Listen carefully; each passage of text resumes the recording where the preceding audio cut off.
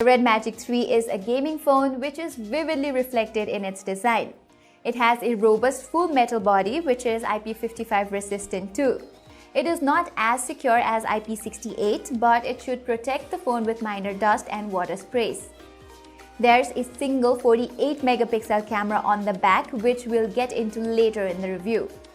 Under the camera, you will find a stylish grille which is the air vent for the phone's internal cooling fan. Nubia has cleverly implemented a grille on the side of the device just above the volume rockers.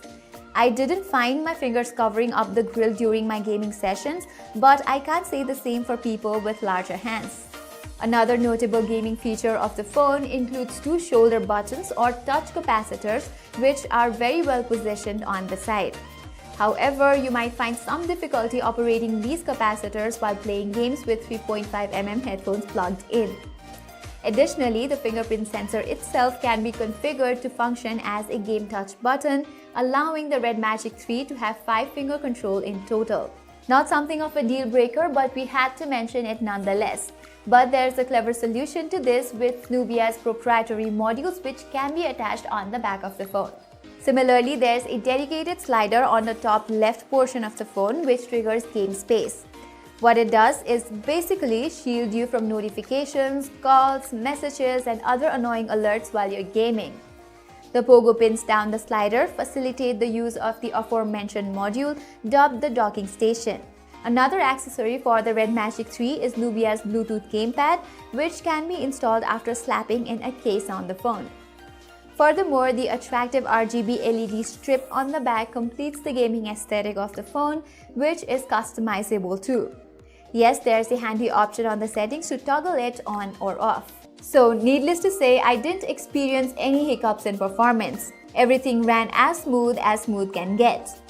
With a top-class processor, smoother 90Hz display, and an internal cooling fan, the Red Magic 3 is the ultimate mobile gaming machine. I played PUBG Mobile, Asphalt 9, and Mobile Legends Bang Band in the highest of settings and faced no stutters of sorts. There was a minimal drop in frame rates here and there, but that's not something to scratch your head over. Similarly, the phone performed well in thermal department as well. I witnessed no heating issue with the Red Magic 3 thanks to the internal fan which can be toggled on or off from the game space. However, there's also 6GB RAM and 64GB variant and 12GB RAM and 256GB variant available in other parts of the world. The latest in storage technology, UFS 3.0, finds a home in the Red Magic 3 as well. So installing big apps or games is no sweat for this beast. Rich Brome from Phone Scoop here with a quick look at the Moto Z3 Play. The front is nearly all screen thanks to a modern 2:1 ratio display. This change presented a small challenge for Motorola. That's because the modular design of the Z series requires that all Z series phones have the same overall size and shape, or the Moto mods wouldn't fit on the back. So stretching the screen didn't leave any room for a fingerprint reader on the front. Of course, the back isn't an option because Moto mods would cover it, so they put it on the side. Above that are the volume keys. The rather small lock key is on the left side, and the card tray slots in on top. Most of the phone is fairly thin, with the notable exception of that camera hump. There's a USB-C port on the bottom, and, unusually, 2 microphone holes on the front. There are 4 microphones total, which helps with a variety of things, from call quality to the voice assistant, and even the ultrasonic hand sensor system. The back looks the only way a Z-series phone can look, with a camera circle, perfectly flat back, and pins that connect to the Moto mods. The secondary camera captures depth data for the portrait mode. The unlocked Z3 Play will come with a 2000 mAh battery mod in the box. It has a handy charge indicator built in. Just snap it on, and now you have a phone with a whopping 5000 mAh of juice in total. The camera app has a clean interface.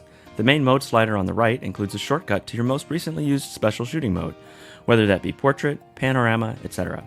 It's a full-featured camera app with most of the features we expect on a phone like this in 2018.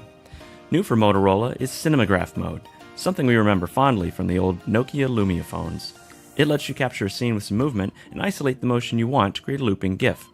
In this scene, it automatically highlighted the balloon and the plant. But here I've used the tools at the bottom to isolate just the balloon, and there's a preview of that. And here it is with just the plant motion.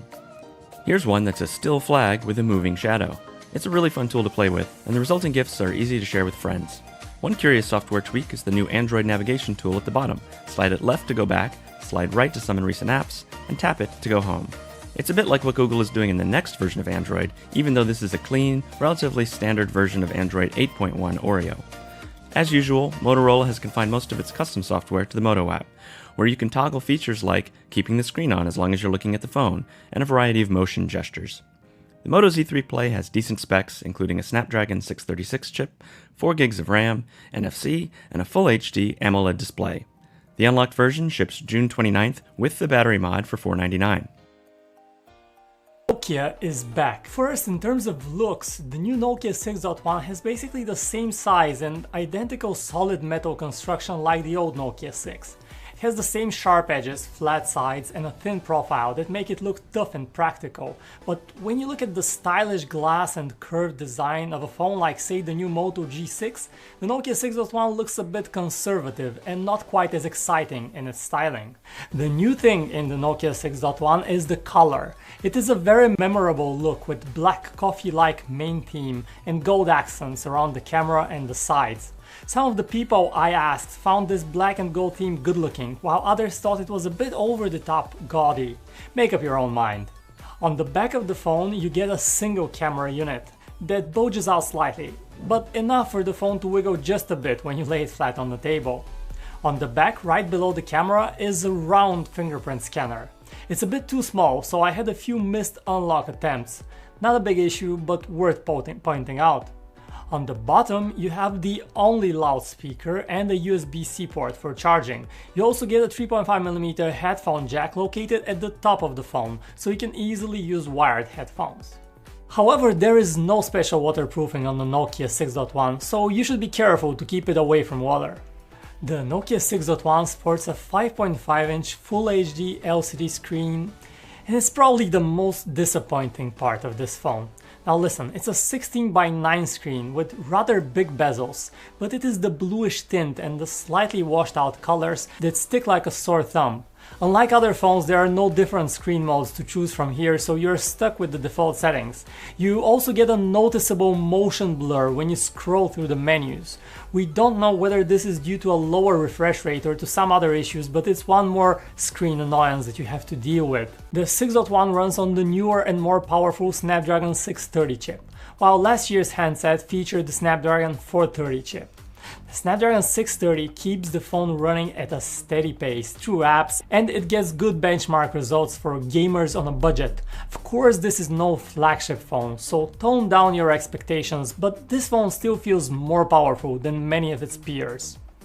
You get 32 gigs of onboard storage with the Nokia 6.1, and some 18 gigabytes of them are actually available to the end user. This can be a bit on the low side, so we're glad that the 6.1 comes with the welcome option to expand the built-in storage via microSD cards. Switching to the camera, the Nokia 6.1 features a single 16 megapixel camera on the back and an 8 megapixel wide-angle front camera. The phone comes with a 3000 mAh battery. Last year, the Nokia 6 had one notable shortcoming. It did not support quick charging. With this new Nokia, you get both a fast charger in the box and support for those faster charging speeds, so it takes less than 2 hours to fully recharge the battery of the phone.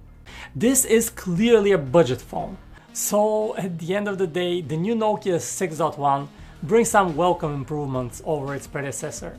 A faster processor, 4K video, fast charging, these are definitely things that make the new 6.1 a much better phone.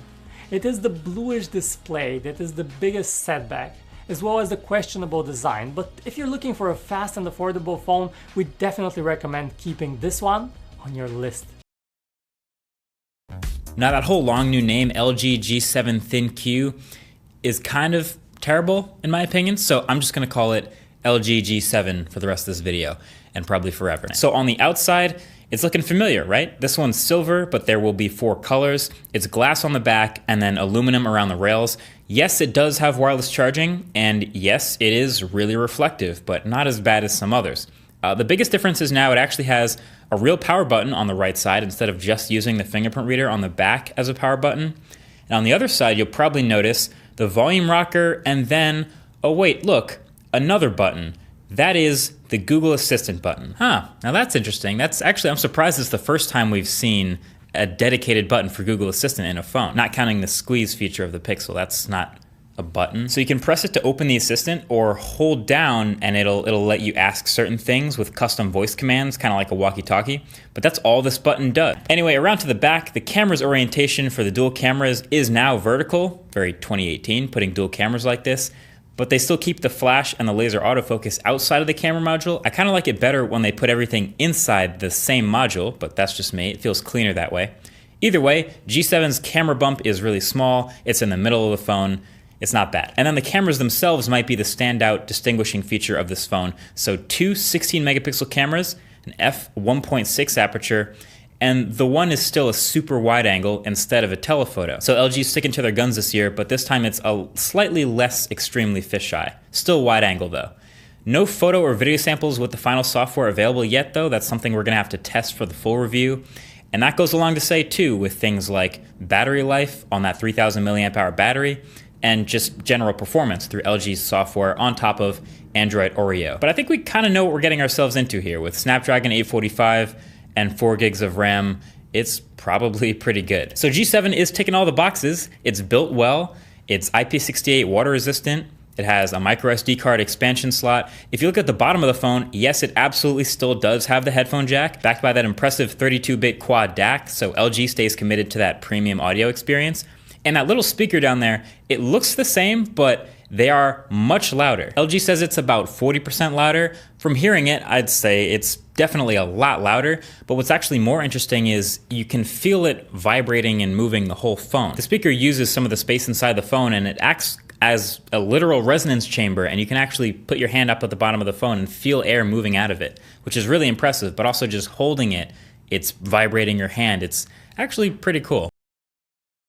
The Pocophone F1 doesn't really look like much in that it basically looks like a cheap plastic smartphone. But didn't your mum ever tell you that true beauty really lies within? If she did, that's probably because you're really bloody ugly. But don't worry, here at TechSpert we don't judge. You're all equally beautiful to us. But not the Pocophone, sadly. No, this handset does look rather basic compared with similarly priced handsets from the likes of Honor and Nokia, and you don't get any interesting design features here, no flair to speak of at all. Plus that plastic back end scuffs up all too easily.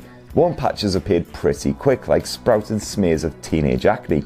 Still, the phone does seem to tolerate a fair bit of abuse as long as you don't go dropping it in any puddles or anything. There's no proper water resistance here, which is pretty standard for this price point. The 6.18-inch display fills a fair bit of the Pocophone's front, with similarly sized bezels to the likes of Apple's new iPhones. Of course, you get a very similar notch up top too.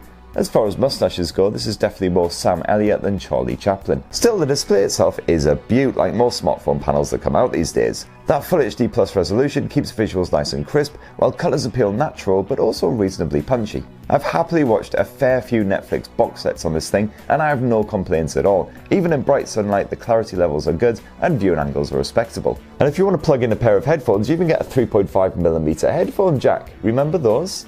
Storage options are solid too. Good news if you like to carry loads of shows and songs about the place. You get a choice of either 64 or 128 gigs, so you definitely shouldn't run out of space anytime soon. Now, one of my only partial grumbles with the Pocophone is Xiaomi's own MIUI launcher, which sits neatly on top of Android Pie that only just arrived about a week ago. So far, Android Pie seems perfectly stable, and MIUI has a few good bits as well, including some pretty decent customization options. Where the Pocophone really excels though is definitely the performance. The Snapdragon 845 chipset is backed by a generous 6 gigs of RAM, so you'll get a buttery smooth experience, bar the occasional little UI stammer. Never do you have to worry about manually closing apps, while games such as PUBG Mobile play with a great frame rate on those high detail levels. And we didn't notice the Poco getting hot at all, even with long gaming sessions, thanks to the liquid coolant tech that's stuffed inside. All very lovely, especially considering that affordable asking price. Like Huawei's Mate 20, the Pocophone packs a mighty 4000 mAh battery, and we comfortably saw Mate levels of performance here as well, making it through a day and a half even with lots of use and a couple of days when we're a bit more restrained. And you can power the Poco back up pretty quick as well with a bit of Quick Charge 3 support. So the big question is, after 3 or 4 months, would I still recommend the Pocophone F1? Well, it isn't a sexy smartphone by any means, and at this sort of price point we prefer the design of Nokia's recent handsets, while the MIUI software is most definitely quirky at times. But these do seem like quite piddly little complaints considering the excellent performance, that great value for money as well. If you want a media device to watch a bit of Netflix on the go, so we just check your emails, browse the web, all of that stuff, the Poco will do it, no worries at all. And with that excellent battery life, you shouldn't see it dying before the end of the day either.